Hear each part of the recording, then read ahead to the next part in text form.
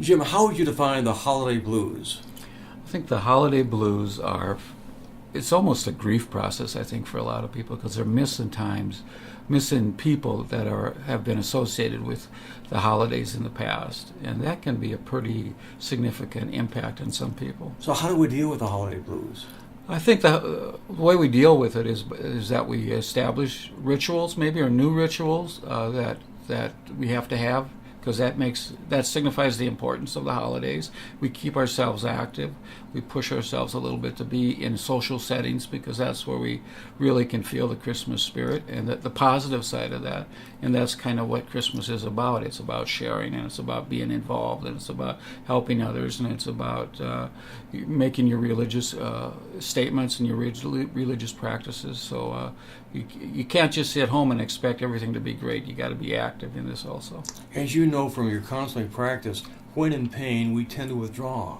Mm-hmm. How do we prevent that from happening?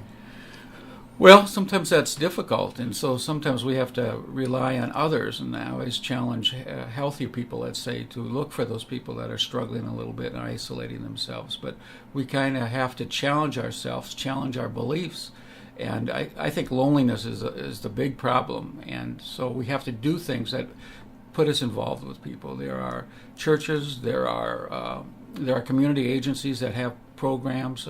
You don't necessarily need to go just to a church you belong to. You can walk into any church and enjoy a Christmas pageant. And I think particularly on Christmas Eve, which is all of this kind of comes together, that it's important to get involved.